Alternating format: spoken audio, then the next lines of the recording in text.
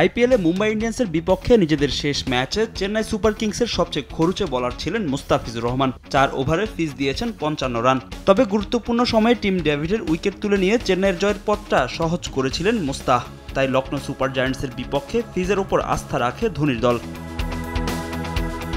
ম্যাচে চেন্নাইয়ের দেওয়া 177 রানের জবাবে ব্যাট করতে নেমে শুরুটা ভালোই করে লখনৌর 2 ওপেনার কুইন্টন ডিকক ও লোকেশ রাহুল। ম্যাচের চতুর্থ ওভারে বোলিংয়ে আসেন কাটার মাস্টার। প্রথম ওভারে 8 রান দেন মুস্তাফিজ। নিজের দ্বিতীয় ওভারেও মৃতব্যয়ী ছিলেন ফিজ, দিয়েছেন মাত্র 7 রান। তবে দলের জন্য ব্রেক থ্রু এনে দিতে পারেননি কাটার মাস্টার। এদিন নিষ্প্রভ ছিলেন লঙ্কান পেস সেনসেশন মাথিসা পাথিরানাও। নিজের তৃতীয় ওভারে এসেই ডিকক ও লোকেশ রাহুলের 134 রানের পার্টনারশিপ ভাঙেন মুস্তাফিজ। তার বলে ধোনির হাতে ক্যাচ দিয়ে প্যাভিলিয়নে ফেরেন ডিকক।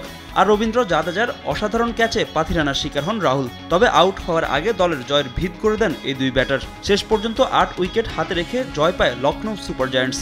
বল হাতে 4 ওভারে 43 রান দিয়ে 1 উইকেট পেয়েছেন মুস্তাফিজ। এর আগে টস হেরে শুরুটা অবশ্য ভালো হয়নি চেন্নাইয়ের। 4 রানেই রাচিন রবীন্দ্রার উইকেট হারায় তারা। ইনিংস খুব একটা বড় করতে পারেননি অধিনায়ক ঋতুরাজ গাইকোয়াড়। 13 বলে 17 রান করে প্যাভিলিয়নের পথ ধরেন তিনি। এরপর চেন্নাইয়ের ইনিংসের হাল ধরেন আজিঙ্কা রাহানে ও রবীন্দ্র জাদেজা। 36 রান করে কুনাল পান্ডিয়ার শিকার হন রাহানে। আর 3 রানে শুভম দুবে ও সামির রিজভির উইকেট হারিয়ে কিছুটা চাপে পড়ে যায় চেন্নাই। তবে 20 বলে 30 রান করে সেই চাপ সামাল দেন ইংলিশ ক্রিকেটার মঈন আলী। আর উইকেটের এক প্রান্ত আগলে রেখে নিজের অর্ধশতক তুলে নেন রবীন্দ্র জাদেজা। শেষের দিকে মহেন্দ্র সিং ধোনির 9 বলে 28 রানের ক্যামিওতে 176 রানের সংগ্রহ পায় চেন্নাই। 57 রানে অপরাজিত ছিলেন জাদেজা। ফাহিম ইসলাম, সময় সংবাদ।